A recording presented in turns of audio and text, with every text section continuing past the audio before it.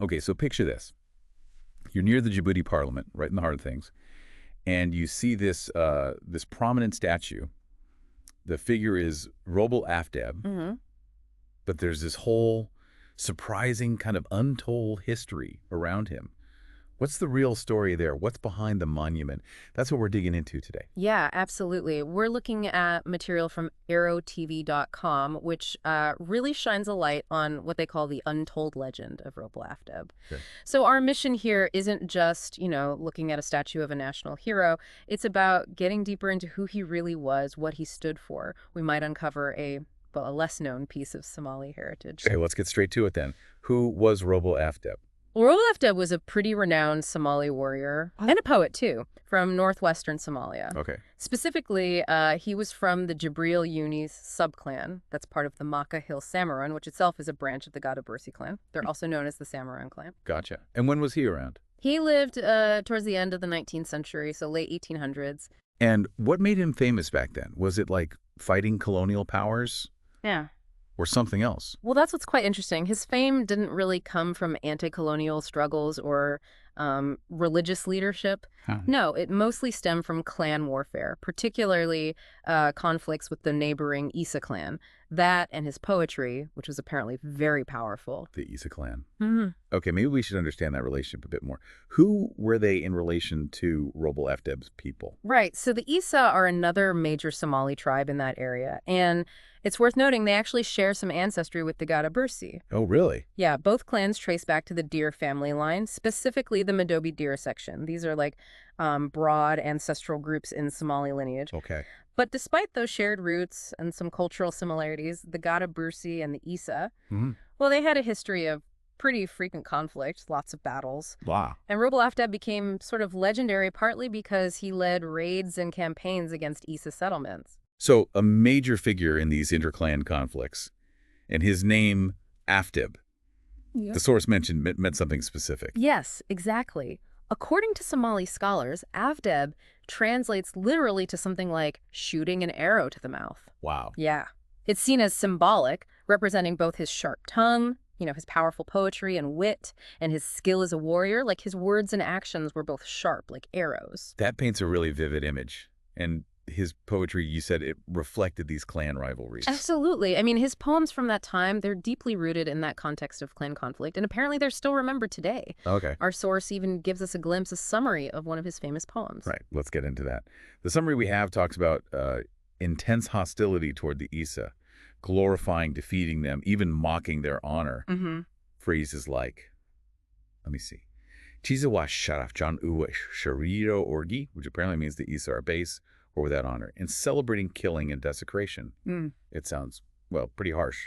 It is. It's very strong stuff. And it's really important, I think, to see that in its historical context.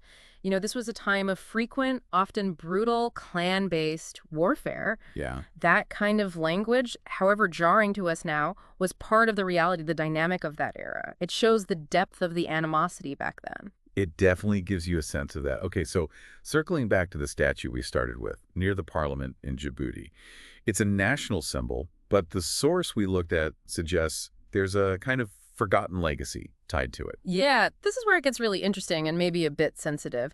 The core argument from Ayrotv is that while the statue is prominent, a national symbol, the real story of Roble Afdeb, as they put it, isn't often told. It points towards a kind of historical overlooking, maybe. Overlooking? How so? What's being overlooked? Well, the source argues that the Gadabursi clan, Roble Afdeb's clan, played a broader role historically, not just in clan conflicts, but also in resisting colonial expansion in places like Djibouti itself, Al Dal, Harar, those areas. But the argument goes, these contributions have often been erased or sidelined in the main national story that gets told.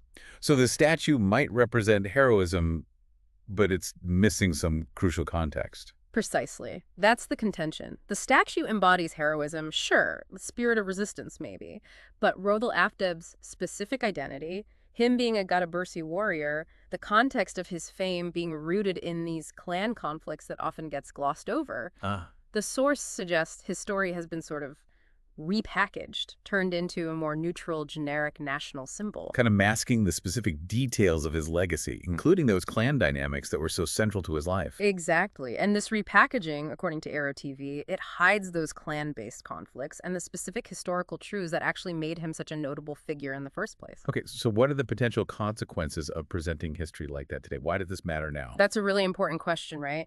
The source points to a few things. First, what they call cultural erasure. If you don't acknowledge Roble Afdeb's specific identity, his clan origins, then maybe Djibouti's historical education is missing a key part of the Somali heritage within the nation. Right, if certain groups' contributions aren't fully recognized.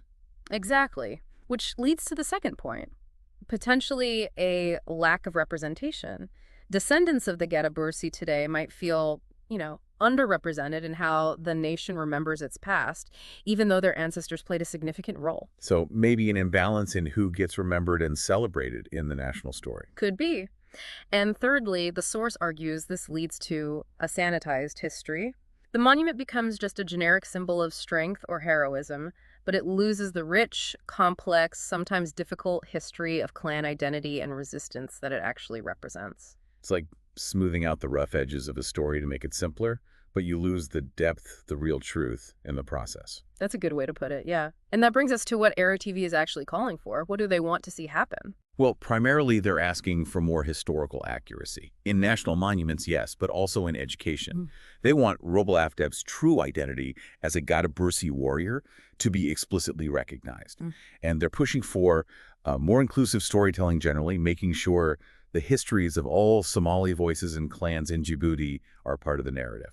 So ultimately, the goal is to honor the past more truthfully, right? And give these ancestors the full recognition they deserve, complexities and all. Exactly. So if we sum it up, Roble Afdeb, clearly a major historical figure. But his significance came mainly from interclan conflict and his poetry, not really from anti-colonialism as maybe some national symbols imply. Right. And his statue standing there, without that full story widely known, highlights this potential gap in the national narrative about clan identity and how history is represented. It's quite striking, isn't it, that a symbol meant perhaps to unite might have this much more specific, even contentious origin. It really is. And if you listening, think about the bigger picture, it does make you wonder how national symbols get created, doesn't it?